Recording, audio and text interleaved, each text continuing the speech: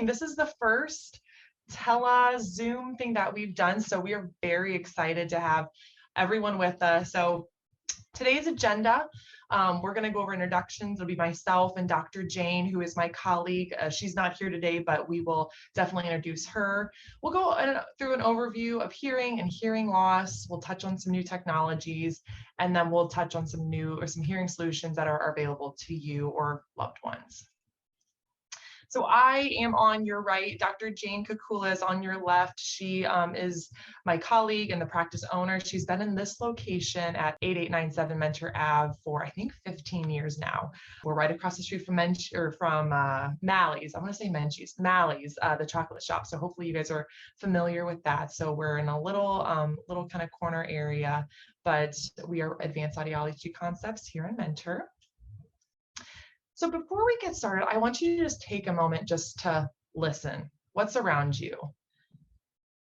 If you're at home, maybe you hear your AC running or your heater. It depends on what kind of side of the spectrum you're on this week. I hear my fan running. I can hear my front desk ladies out there talking, having a conversation. Maybe you hear the computer running. Our world is full of sounds that a lot of people aren't even aware are there. Our brain just naturally picks and chooses over the lifetime what's important and what's not. If you hear a lawnmower on a summer day, that's not important, so your brain naturally recognizes it but doesn't pay attention to it. If you are a new mom and you hear a baby crying, that's something new and foreign to you, so your brain immediately is gravitated towards that baby. Maybe you hear a dog barking, and if you're a softie for me about animals, I'm like, where's that dog? I need to go pet it and introduce myself. The ear is made up of several different parts, particularly 3 different parts: the outer, the middle, and the inner. The outer ear is where the pinna is, your earlobe. Then we have the ear canal that directs the sound down to your eardrum, which is a thin membrane, actually consisted of 3 layers. And the eardrum, unlike this picture, actually isn't straight. It has a couple bends and turns in it, and it actually goes up and towards your nose. So if you think about how the ear canal is directed, and if you do have hearing aids or know someone who has hearing aids, those hearing aids are actually angled up and pointing towards the front of the face. We have the middle ear with our ossicles, or those little middle ear bones where the smallest bone in the body actually is. And then we have our inner ear that houses the cochlea as well as the balance system with the 3 semicircular canals. So our cochlea with the vestibular system, it's so small that most people's whole system can fit on the pinky finger. It's even smaller than that. So it's incredible that such a small system, and I am amazed by this every single day, such a small system can make you feel true vertigo, if anyone's felt true vertigo, or can compromise conversations with loved ones. So we really want to take care of that and make sure that you can hear the best for your entire life. Let's talk about some types of hearing losses, because there are different types of hearing losses. And if you read our health talks in the News Herald every Sunday, I have previously touched on this, and I know that Dr. Jane has also touched on this. But the first kind of hearing loss is a conductive hearing loss. This is where sound is actually blocked from entering into the outer or the middle ear. So this can be like wax. If you have a lot of wax in your ears, that can cause a conductive hearing loss. If you have a calcification of the bones in the middle ear, that can also cause some kind of middle ear conductive hearing loss. The next and the more common hearing loss we see is called a sensory neural hearing loss, which is a result of damage to the hearing nerve in the inner ear or the hair cells in the inner ear. You can see on the picture on the right are damaged hair cells, and on the left are healthy hair cells. So from just repetitive use, wear and tear of daily life, this can happen, or from long-term noise exposure, maybe working in a factory or being a pilot or being around a lot of music for a long period of time. The last type of hearing loss is a mixed hearing loss, which is the fun one. It's having both sensory neural hearing loss and conductive hearing loss. And these people we have to manage in a particular way because it can be very complicated to manage that kind of hearing loss. Not impossible, but they do pose a little bit more of a challenge. So what's your biggest hearing challenge? Is it talking with your husband or wife or spouse or partner? Is it conversing with your grandkids, maybe when your grandkids are sitting in the back of the car, or your own kids? Is it talking over the telephone? Is it just hearing your program every day that you love to hear, or hearing the news? Is it hearing in background noise? While most people struggle in very similar ways, everyone's hearing loss that causes them to struggle is very different. And how that impacts you on an emotional level and your overall quality of life is something that we talk about a lot here at Advanced Audiology Concepts, because really, as much as it is about the hearing loss, it's even more about how that is impacting you on a daily basis. So hearing severely impacts how we can understand speech, obviously. So most people with hearing loss have difficulty with the high pitch sounds, like knowing pat from stat from bat, without being able to read my lips. And that's an example I use with a lot of my patients. If you've seen me, you've heard me say that. But those high frequency consonants are what we lose with a sensory neural hearing loss, most likely a high frequency sensory neural hearing loss. So knowing seed from deed, from greed, from need. If you switch those words out in a sentence, it really changes the context of the sentence and what you're talking about. So if you look at this picture, just with what is on the screen, can you really make out what the person is saying? And this is what a lot of people on a daily basis with hearing loss deal with. This is kind of how their everyday is. I couldn't imagine how exhausting this would be, how exhausting it is for a lot of my patients. So this, because I know what it says, I will cheat, but I know what it says, but you probably don't. So let's see what they're talking about. So I went to the show yesterday. We see that we have the majority of what's being said, but it's those fine details that we were missing with a hearing loss. Background noise poses a huge difficult area for people with and without hearing loss. If there is enough background noise in an environment, someone with normal hearing will also have to strain and focus, but then add on a hearing loss on top of that. And because of our ear anatomically, how it is shaped, it's just going to be very difficult. So we do see that there's difficulty understanding speech in the presence of noise as the most commonly reported problem by hearing impaired individuals. We have some clinical studies that have shown even a mild amount of hearing loss can affect someone's ability to communicate in background noise. We also know that even a mild untreated hearing loss puts someone at a higher risk of having early onset cognitive decline, because our brain rewires so quickly. It thinks, if I'm not going to use this part of my brain for hearing, I'm just going to use it for something else, which typically goes into focus and memory recall. Anyone struggling with hearing loss often feels isolated and often feels alone. And we are here to remind you, you are not alone. Age-related hearing loss is ranked 5th in the leading cause of disability across ages. The World Health Organization 2018 estimates that on prevalence, 466 million people worldwide have hearing loss, and 50 of those with hearing loss are actually under the age of 65. 1 in 3 people over the age of 65 years have hearing loss, and the number is projected to increase 10 times over within the next at least 30 years. So this is a really big issue. And the hard thing with hearing loss is that no one can see it. It's the invisible, essentially, disability. No one knows that you're struggling, just you do. Social connections matter, and having support and social ties is linked to better health outcomes. So knowing that you're not alone, being able to come in here and talk to us about it and have a space where you can express your frustration, and we can empathize with that because we see people on a daily basis going through this. Having strong social ties leads to longer life expectancy, better physical health, better mental health, better cognitive health, and emotional health. Having something that weighs on you and you only is very exhausting. And we are here to help remind you that you are not alone, and we are here to help. We're not here to just throw some hearing aids on you and wave you out the door. We're here to come alongside of you, help you make the best decision for your life and your needs, and address any questions that you might have or concerns. Hearing loss, there is such an underestimated impact on hearing loss and cognitive function. Hearing loss is associated with social and emotional burden. The increased loudness, distress, loneliness, distress, depressive thoughts, and isolation and withdrawal, which then can lead someone into having earlier onset cognitive decline.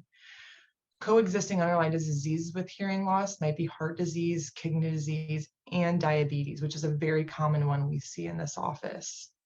Like I said before, cognitive decline. And this is by no means a scare tactic for anyone, because I hate when other doctors or physicians use it as a scare tactic, but it really is helping the patient continue to live the best that they can for as long as they can. And when we don't aid someone's hearing when it needs to be, that can send them into being more isolated, more distressed, and it kind of spirals from there. You also have a higher risk of falling, which is a huge thing that I talk to my patients about, because without hearing aids, you're compromised with where you are in the environment. You also don't have as good of access to sounds that are happening in your environment. Let's say keys fall off the counter, or the dog that you just got is right behind you, and you didn't hear their collar jingle because you have a hearing loss, and you step back, you fall over that little dog. So unaided hearing loss has definitely is correlated with a higher risk of falling as well. And a lower quality of life in general. If you struggle with hearing loss or know someone who struggles with hearing loss, they are often very frustrated with their hearing situation if they don't have amplification. The good news is that hearing technology can help. We have a lot of different hearing aids in the office, a lot of different manufacturers, and we really try to figure out what works best for your lifestyle. The Better Hearing Institute found that 95% of people with hearing loss can be helped with today's technology, which is a great thing. It can improve and ease communication and restore normal loudness in the home. So the TV can come down. Maybe the raising our voice to speak to someone can also come down. We can save our voices. I don't know if anyone's ever been to a concert, but when you're singing really loud, your voice gets really stressed and hoarse, and that's really damaging for your vocal cords. So bringing the voices down, not having to yell so much at mom or dad or even your kids. We can provide enjoyment for sound again. To be honest, with hearing loss, music will never sound the same, but it will sound much better than not having the amplification there. Provide greater awareness of your environment, hence leading you to a lower risk of falling. And it can stimulate the brain and delay the onset of cognitive decline and slow the progression of the decline. With cognitive decline and hearing loss, essentially the brain is I'm not using it, so I'm going to lose it. So if we're not constantly stimulating the pathways of the brain and keeping the brain engaged and active in conversation, it starts to decline fairly quickly. Unfortunately, we saw a lot of that over the last year. So it's been a little challenging to try to rehab that after the last year. And reduce your risk of falling. Hearing instruments aren't how mom and dad used to have them, or grandpa and grandma. They are not, big beige devices that squeal all the time and just end up in the drawer. I refuse to let any of my patients put their hearing aids in the drawer. There's always something we can do. And they don't even have to be seen, really. There's several devices that you have to choose from.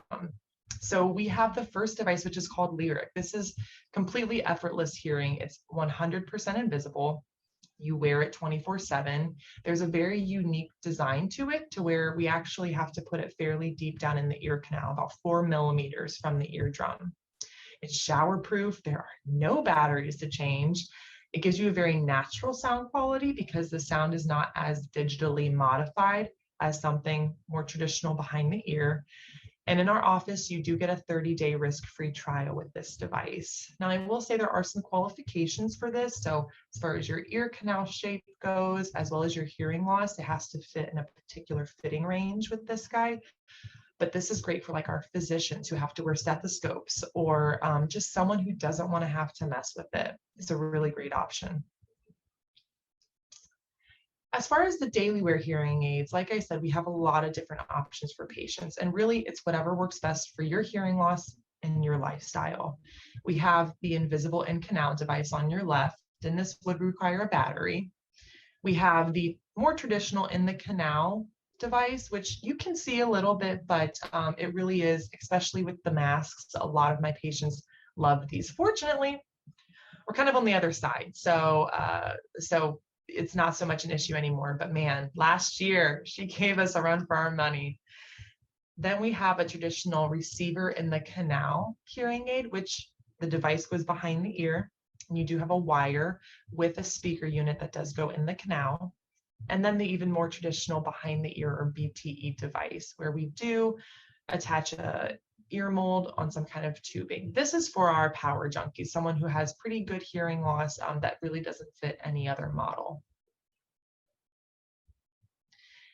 Phonak, which is the company that we work with most, just released a new line called Paradise last November, and their kind of theme was, it sounds like you're in paradise. And who doesn't love that? That was after last year. Oh my gosh, that was a great thought. So Paradise has been such a huge patient success. People have really been loving these. Paradise comes with their AutoSense, or what they would call their proprietary formula, which does offer hearing features for quiet, speech and noise, speech and loud noise, comfort and noise, speech in a car, comfort and echo and music. Some other features that they have are listed on their right as far as speech enhancement, rechargeability, and emotion sensor. The thing I always want to point out to people is when looking for hearing aids, no matter where you go, the price always dictates how well they work in background noise. So for example, in my office, whenever I see patients, I always thoroughly explain what technology level I think would be best for your life, but ultimately it's up to you. If you are in very complex listening environments, and that's more than just background noise, because the car can be a complex listening environment. An echoey church or cathedral could be more of a complex listening environment. You're going to want to lean more towards the premium end of the hearing aids. They will work the hardest to bring down that background noise and clean up speech. If you really don't find yourself in a lot of background noise and it's not a challenging environment for you, or really, the last year kind of changed what was a priority in your life, and really you more so stay at home and are gardening and are kind of hanging out with a couple people, the more essential end is going to be sufficient for your hearing loss, depending on the hearing loss, of course. But we just have to be a little bit more realistic when we get in background noise or complicated listening environments. Another really nice thing with the Paradise line is our remote control app, which has so many features. So I want to say it doubles as a remote control and telehealth, but it really does more than just that. It can be a hearing diary where you give us feedback on how well you're doing in certain situations. It absolutely can be a remote control of sorts, but the screen, or the screen that you see in front of you, it gives you the option to adjust frequencies, overall volume, noise reduction, speech focus, and several other features. And on the very right, you can see that you can actually connect with us remotely. So you don't even have to be in the office for us to make adjustments to your hearing aids. And this, again, has been a huge success with a lot of our patients. So many of our patients report that the hearing solution, a hearing solution that delivers performance, because how many times are you really invested in something and it just underdelivers?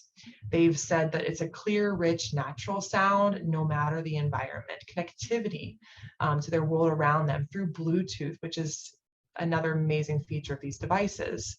You can keep up with an active lifestyle. If you're jogging and you don't want to wear your AirPods, but you want to listen to music, you can stream that right through the hearing aids. It supports communication in challenging listening environments. They're discreet, a cosmetic option that no one else can see. There's an ease of use with options for personalization, and there's automatic technology, especially if you're leaning more towards the premium hearing aids. The reason that they're higher in price is because they are doing so much on your behalf and making automatic changes that you're not even aware of to make any listening environment the best listening environment you could be experiencing. We also have what we used to call FN solutions or Rogers solutions. And this initially started with kiddos in the classroom. But we found out that general adults in the regular population really find a lot of benefit from these as well. So they actually work with your hearing aids, including a lot of older aids. They are backwards compatible as well. What these do is they reduce what we call the signal to noise ratio, which essentially just means it takes the person's voice, whoever is speaking into the device, and puts it right in your hearing aids.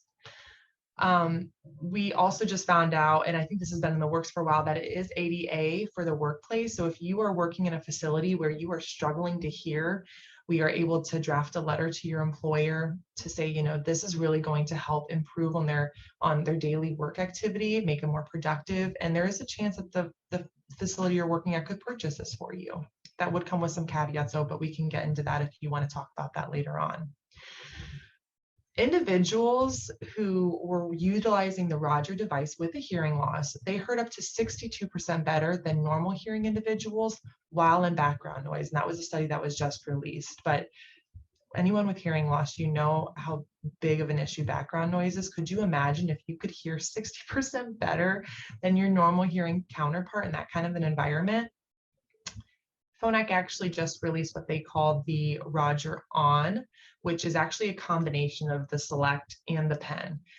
So it has been phenomenal. People have been testing it out in the real world and they come and report back to us. So both are very cool devices. Both have slightly different features, but yeah, it's a really remarkable technology. We always want to find the best hearing devices for you. Hearing aids are by no means a one-size-fits-all.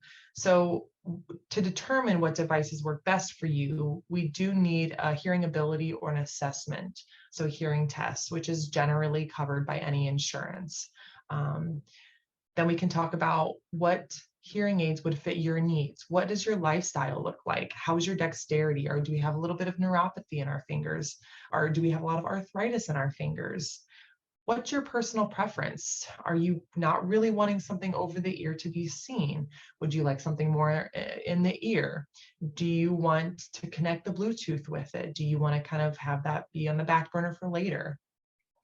And really, what's your budget? That's going to really be the defining factor. We are here to provide you the information and to give our recommendation. The final decision is completely up to you.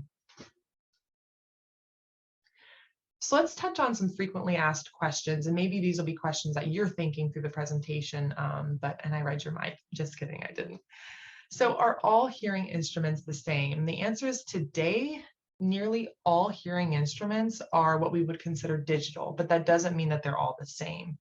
Digital hearing aids can vary specifically in the technology inside of the hearing instruments.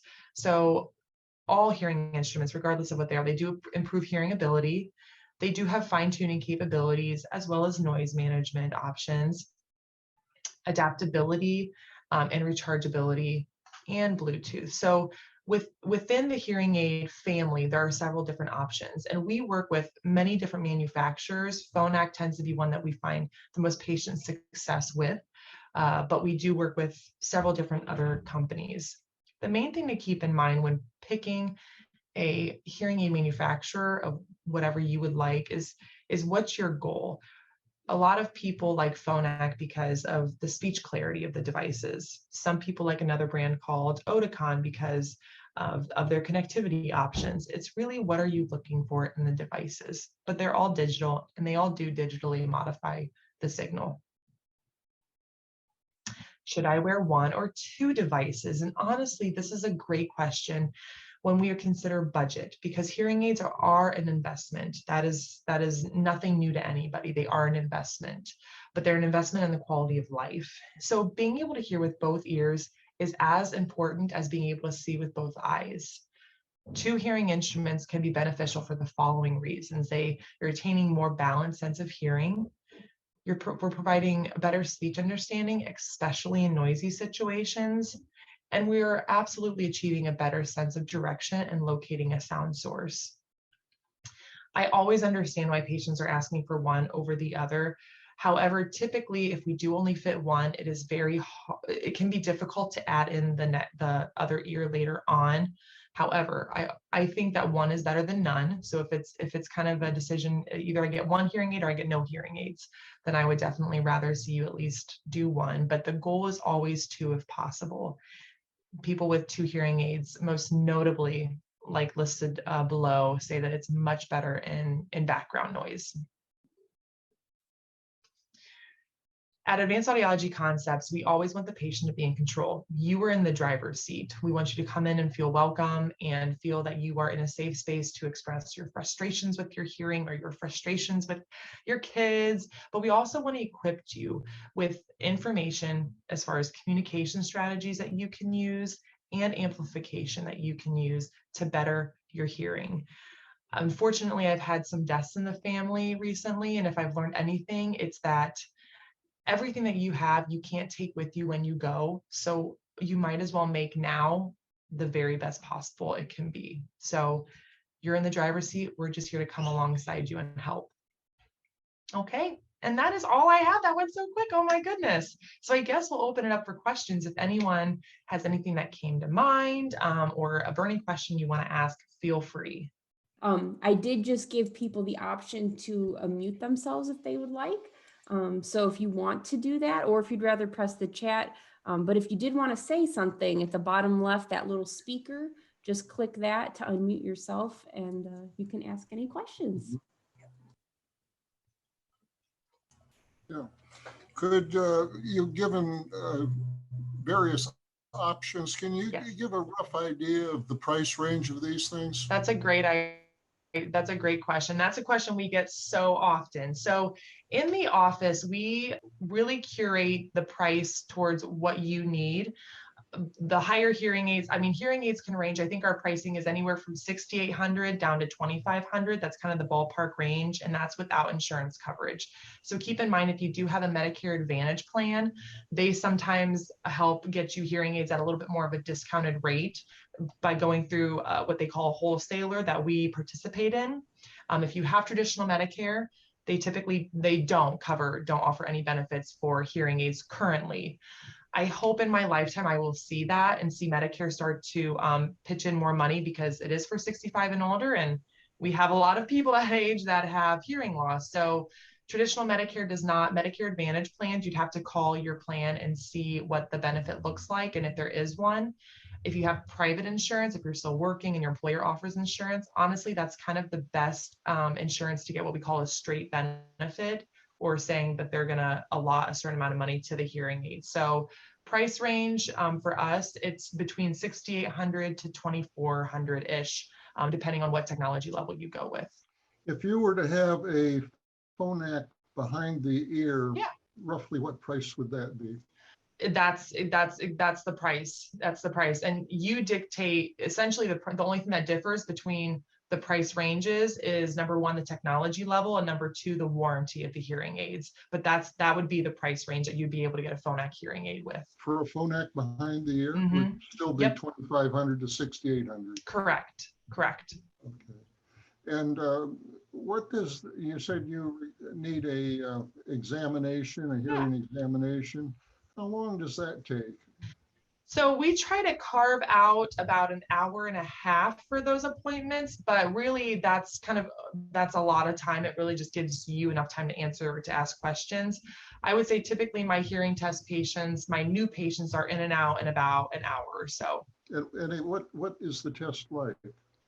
So great question. I didn't even think to add that in. So we have you fill out a case history form, just general hearing information, give us a little bit of information of some areas that you're struggling in hearing wise, communicating wise. We always encourage you to bring a spouse, because their voice is the voice you listen to most often. So we can kind of figure out what pitches their voices are in, also get their perspective of your hearing.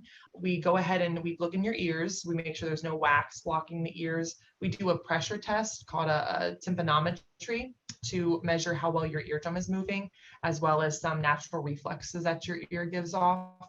And then we put you in what I call our hot box. My hearing test booth kind of looks like an old meat locker. So we put you in there, and then we have you listen to some beeps as well as some words. And then we kind of go over everything at the end, and I make my recommendations based on two things: your hearing loss as well as your lifestyle. And now, so you need to get that examination before you could recommend anything. Correct. Yeah. Is the examination charge a separate charge? Yes, and typically insurance does cover that. So traditional Medicare does cover that. Medicare Advantage plans, and I say this, that insurance typically covers things. We always encourage patients to call and inquire with your insurance company because every plan is different. It's like a thumbprint. But typically, yes, it is covered. If you have an Advantage plan or private insurance, you would pay your copay if you haven't met your deductible yet. But traditional Medicare likely will cover this. And you're sure that Medicare does cover that? Yes, I would say probably 98 of our patients have Medicare or Medicare Advantage plans, and we have not yet this year at least had anyone denied or had anything come back. What is the cost of that examination, quite apart from whether it's covered? If it's straight out of pocket, it's about $133. Well, I guess that's all the questions I have. Those are great questions. Thank you for asking. Thank you very much. You're so welcome. Thank you. All right. Well, thank you guys once again. Thank you, Dr. Rachael, and I hope you guys have a great rest of your day.